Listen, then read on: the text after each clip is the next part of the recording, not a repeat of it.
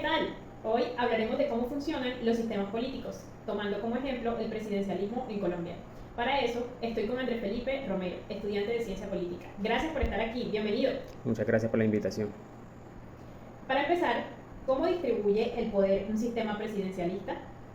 Bueno, en el presidencialismo el poder ejecutivo se concentra en una figura única que es el presidente, el cual es elegido por voto popular directamente y es un mandato fijo, como en el caso de Colombia, de 4 años. Él tiene su gabinete de gobierno, que son en el caso de Colombia los ministros, y ellos son los que se encargan de ejecutar el poder que se les da por mandato popular.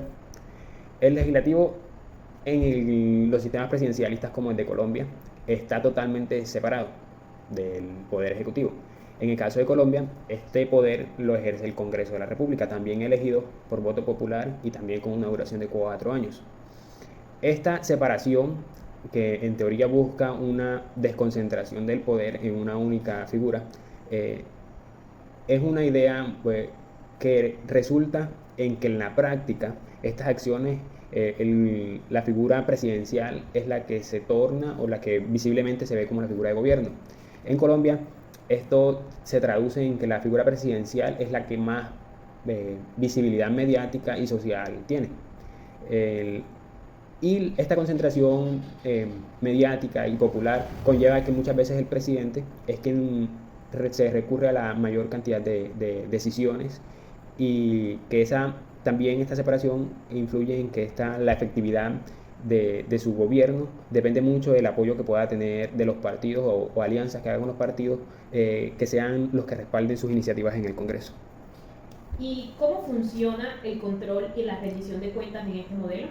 Bueno, en un sistema presidencialista como el de Colombia, estos controles tienen diferentes canales.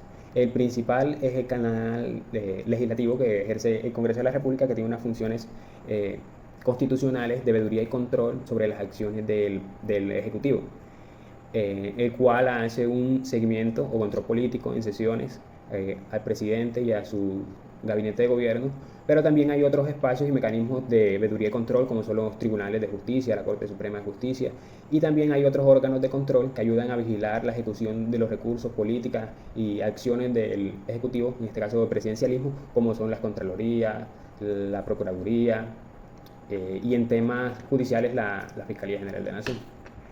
Esta veeduría y control se traduce en que el Ejecutivo, el presidencialismo, el presidente, rinde informes, investigaciones las investigaciones las hacen los entes de control, rinde informes de su gestión y son estos entes los encargados de contrastar esa información. A diferencia de otros sistemas como el parlamentarista, como el de Reino Unido, no existe como tal un mecanismo para remover un presidente de sus funciones. En el caso particular de Colombia, el presidente tiene un fuero constitucional que lo blinda de gran parte de estas acciones que se ven en otros países. Sin embargo, sí hay unos mecanismos mucho más lentos y engorrosos para remover un presidente del ejercicio de sus funciones, que vendría siendo una revocatoria de mandato, la cual tiene que ser votada por el constituyente primario, que en este caso sería el pueblo, es una decisión constitucional.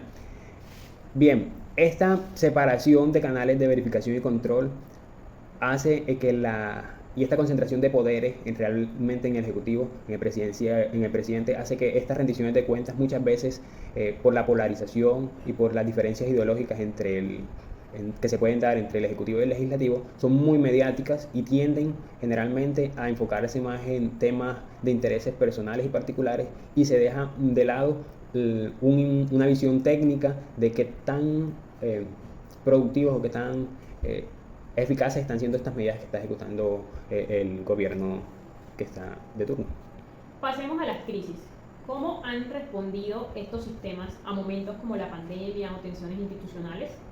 Bien, un sistema presidencialista como el de Colombia y como la Constitución de Colombia tiene unos mecanismos de acción para enfrentar situaciones extremas de calamidad, de desastres naturales o de salud pública, como el caso del COVID-19, y también de alteraciones del orden público o riesgo de la seguridad del Estado, como un intento de golpe de Estado.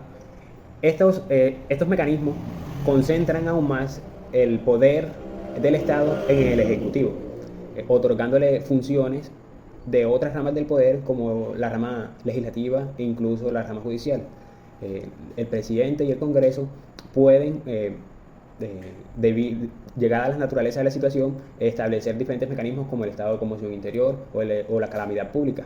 Esto le permite al Ejecutivo mover presupuestalmente los recursos del Estado para atender esas necesidades. También le puede dar la facultad de generar deuda pública y también de restringir derechos, en el caso de una conmoción interior, a los ciudadanos. Entonces vemos que el presidencialismo, como lo vivimos aquí en Colombia, tiene unos mecanismos que son en gran medida urgentes y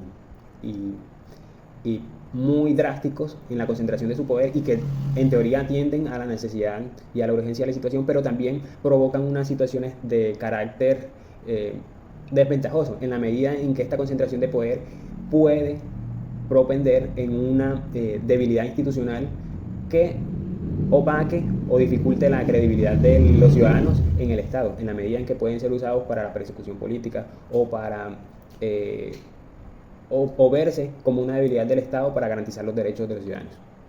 ¿Y qué tan abierta es la participación política en estos contextos?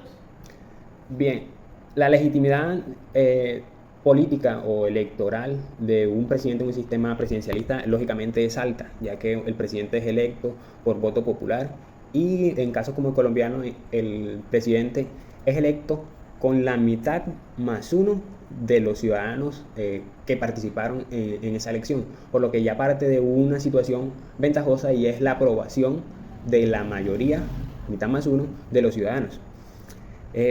Sin embargo, la centralidad del Ejecutivo y la rigidez del sistema también influyen en las decisiones cotidianas. Esto, ¿a qué me refiero? A que el Ejecutivo impera en gran medida en las acciones o las políticas que restringen o facultan a los ciudadanos en su diario vivir. Desde la conciliación, por ejemplo, en estos tiempos de final de año del aumento del salario mínimo, el presidente tiene una gran injerencia en la medida en que no se llegue a un acuerdo de conciliación entre los gremios y sectores, el presidente puede determinar por decreto el aumento salarial. Hablemos de pluralismo. ¿El presidencialismo lo facilita o lo dificulta? Bien, un sistema presidencialista con una única figura que concentra el poder ejecutivo tiende a que hayan, como en el caso de la Constitución en Colombia, que hay libertad de creación de partidos, crea un multipartidismo, el cual genera una gran dificultad y es la de construir mayorías. En un sistema presidencialista como el de Colombia, que necesariamente debe tener el respaldo del Congreso, el Poder Legislativo, adquirir esas mayorías muchas veces conlleva a unos esfuerzos políticos, se podría decir, para alcanzar alianzas, para alcanzar los favores o los votos de aquellos otros partidos. Y eso muchas veces en el contexto colombiano nos ha llevado a prácticas politiqueras, por llamarlo, en que los partidos de gobierno se ven forzados en gran medida por las prácticas de corrupción a ofrecer contratos, a ofrecer coimas y favores políticos para ser respaldados en las votaciones de sus proyectos de ley. Entonces, sí, el presidencialismo favorece la pluralidad de expresiones políticas y partidos y movimientos, pero esa facilidad también provoca una debilidad en el sistema y es que hace muy difícil mantener y lograr una mayoría en el Poder Legislativo. Y en términos de estabilidad, ¿qué tanto aporta este sistema? Bueno, un sistema presidencialista generalmente y dura entre 4 y 6 años. En el caso colombiano son 4 años. Esto quiere decir que un presidente tiene un periodo establecido y garantiza que el sistema funcione sin tensiones por lo menos en 4 años. Los sistemas, por ejemplo, el parlamentario, suelen manejar mejor los cambios porque pueden reemplazar el gobierno con una moción de censura. Y esto puede incluso favorecer en escenarios en los que haya una crisis institucional en la que la figura de primer ministro que utilizan, por ejemplo, en el Reino Unido tenga intereses indebidos o tenga, vicios de corrupción o de acciones que el mismo Parlamento considere contrarias a los intereses del Estado. En cambio, en Colombia sí vemos como esa estabilidad es una estabilidad aparente, podría decirse, en el que son 4 años de mandato, pero estos 4 años forzan un poco la transición en la medida en que los partidos políticos que tienen aspiraciones presidencialistas tienden a polarizarse en vísperas de elección. Finalmente, ¿qué riesgos o bloqueos genera el presidencialismo? Bien, la situación de bloqueo o tensiones va más que todo cuando un presidente es electo sin mayorías en el Poder Legislativo, en el caso de Colombia.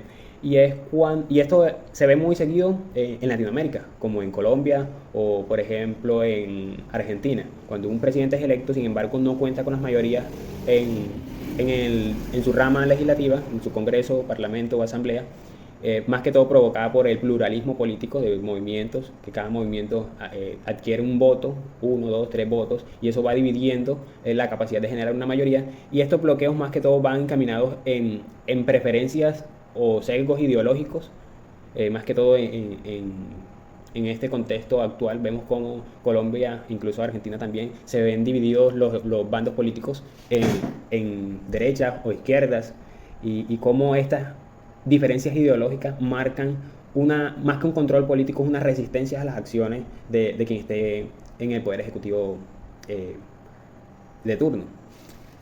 Estos riesgos pueden generar parálisis o erosión democrática.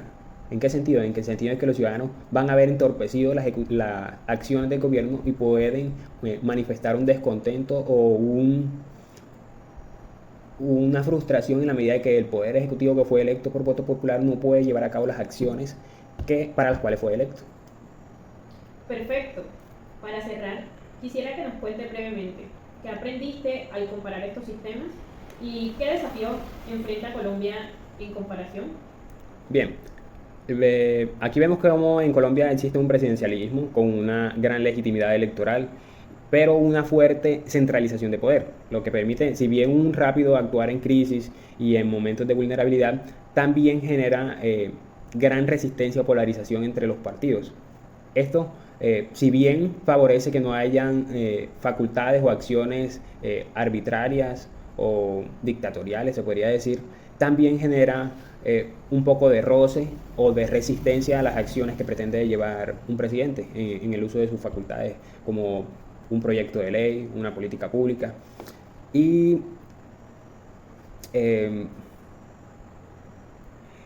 esto conlleva también a que muchas veces la estabilidad de ese sistema presidencialista depende mucho de la estabilidad o solidez de los partidos políticos, qué tan robusta es su presencia en el Poder Legislativo.